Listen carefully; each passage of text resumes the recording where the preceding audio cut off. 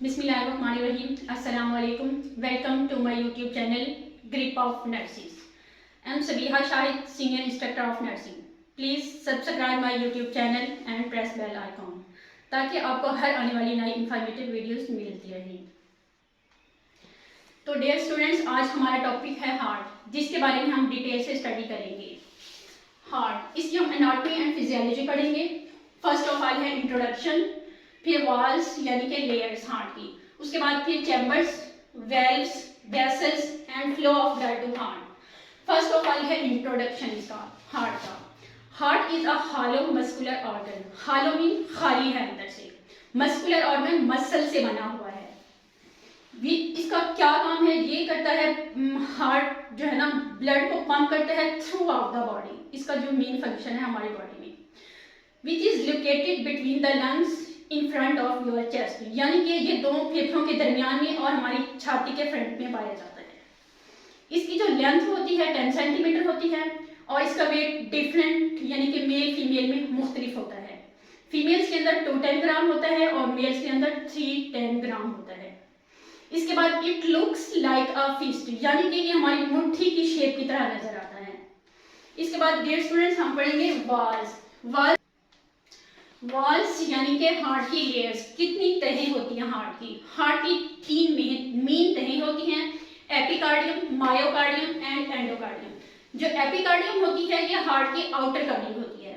उसके बाद जो मायोकार्डियम होती है ये दरमियान वाली लेयर होती है और ये हार्ट के कंडक्शन सिस्टम को कंट्रोल करती है। अब आप पूछेंगे कंडक्शन सिस्टम क्या होता है, इंशाल्लाह हम नेक्स्ट ईयर भी पढ़ेंगे। उसके बाद है एंडोकार्डियम। एंडोकार्डियम जो हार्ट के सबसे इनर लेयर होती है। उसके बाद हम पढ़ेंगे चैम्बर्स या इंफीरियर ऑफ हार्ट, यानी कि हार्ट के अंदर क्या होता है। हार्ट का जो इंफीरियर है इसके अंदर 4 मेन चैम्बर्स होते हैं, यानी कि 2 एट्रिया एंड 2 वेंट्रिकल। 2 एट्रिया एक लेफ्ट साइड, एक राइट साइड पे होता है और एक लेफ्ट साइड पे होता है। इसी तरह ही 2 वेंट्रिकल्स होते हैं, right ventricle and left ventricle. अब इनकी हम अंदर से ब्लड सप्लाई पढ़ेंगे कि इनका क्या फंक्शन है बॉडी के अंदर। जो राइट एट्रिया है यानी कि राइट वेंट्रिकल है, ये क्या रिसीव करता है, ये डीऑक्सीजनेटेड ब्लड रिसीव करता है सुपीरियर वेना केवा से और इंफीरियर वेना केवा से। सुपीरियर वेना केवा जो है ना हमारे बॉडी के अपर साइड से जो डीऑक्सीजनेटेड ब्लड होता है ये लेकर राइट एट्रियम में आती है, और जो इंफीरियर वेना केवा है हमारे बॉडी की जो लोअर एक्सट्रीमिटीज हैं वहां से डीऑक्सीजनेटेड ब्लड लेकर राइट एट्रियम में आती है। डीऑक्सीजनेटेड ब्लड यानी कि ऑक्सीजन से पुअर जो ब्लड होता है वो होता है। इसके बाद जब राइट एट्रियम कांटेक्ट करता है तो ब्लड हमारा राइट वेंट्रिकल में आ जाता है। किसके थ्रू आते हैं, यहाँ पे ट्राइकस्पिड वेल्व होता है, उसके through right atrium right ventricle में आ जाएगा। जब राइट वेंट्रिकल कांटेक्ट करता है तो डीऑक्सीजनेटेड ब्लड पल्मोनरी आर्टरी में आ जाएगा। पल्मोनरी आर्टरी आगे फिर 2 हिस्सों में डिवाइड हो जाती है, राइट पल्मोनरी आर्टरी और लेफ्ट पल्मोनरी आर्टरी। ये right pulmonary artery right lung में जाएगी और left pulmonary artery left lung में जाएगी। ये डीऑक्सीजनेटेड ब्लड लंग्स में जाके ऑक्सीजनेट होगा, यानी कि डिफ्यूजन का काम वहां पे चलेगा। कार्बन डाइऑक्साइड दे देगा और ऑक्सीजन ले लेगा।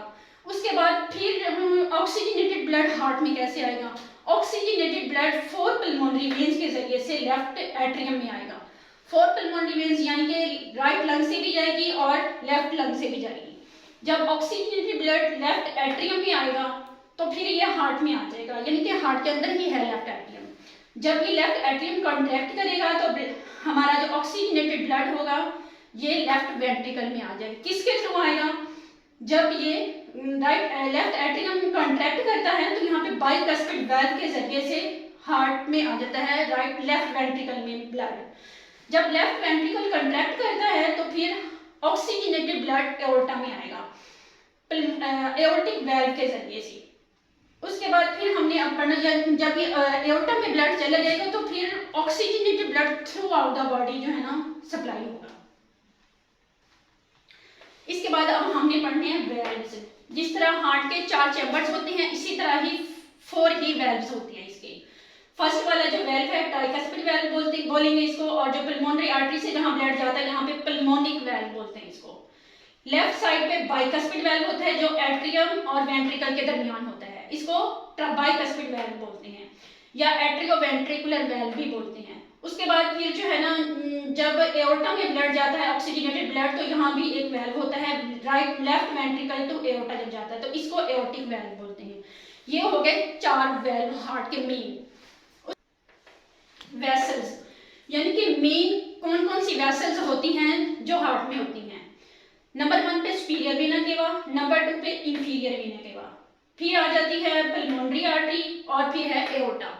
یہ مین ہے ہارٹ کی ویسلز. ان کی سپلائی میں نے آپ کو بتا دیا ہے. اس کے بعد ایک اور چیز میں نے آپ کو بتانی تھی کہ بلڈ تو یہ جو ہارٹ ہے یہ پورے باڈی کو بلڈ سپلائی کر رہا ہے. اب آخر اس کو خود کو بھی تو اپنے سپلائی کے لیے بلڈ چاہیے. اب اس کے لیے کون کون سی آرٹریز یا وینز ہوتی ہیں یہ میں آپ کو بتاتی ہوں. جب ایورٹا آکسیجنیٹڈ بلڈ لے کر ہارٹ سے باہر جاتی ہے تو اسی وقت ہی بریک اپ ہو جاتا ہے کورونری آرٹری کا جو کہ ہارٹ کو بلڈ سپلائی کرتی ہے. کورونری آرٹری 2 مین حصوں میں ڈیوائڈ ہو جاتی ہے, جو رائٹ کورونری آرٹری ہوگی اور لیفٹ کورونری آرٹری. جو لیفٹ کورونری آرٹری ہوگی رائٹ سائڈ کو پرووائڈ کرے گی آکسیجنیٹڈ بلڈ, اور جو لیفٹ کورونری آرٹری ہوگی وہ لیفٹ سائڈ کو پرووائڈ کرے گی. اس کے بعد پھر یہ برانچز میں بریک اپ ہوتی جائے گی. جب یہ آرٹری سے آرٹریولز اور پھر کیپلریز میں جائے گی. جب یہ کیپلریز میں جاتی ہے تو پھر وہاں پہ سیلز کو بلڈ دیتی ہے, وہاں پہ یہ آکسیجن دے دیتی ہے اور کاربن ڈائی آکسائڈ لے لیتی ہے. اس کے بعد بلڈ ڈی آکسیجنیٹڈ ہو جاتا ہے.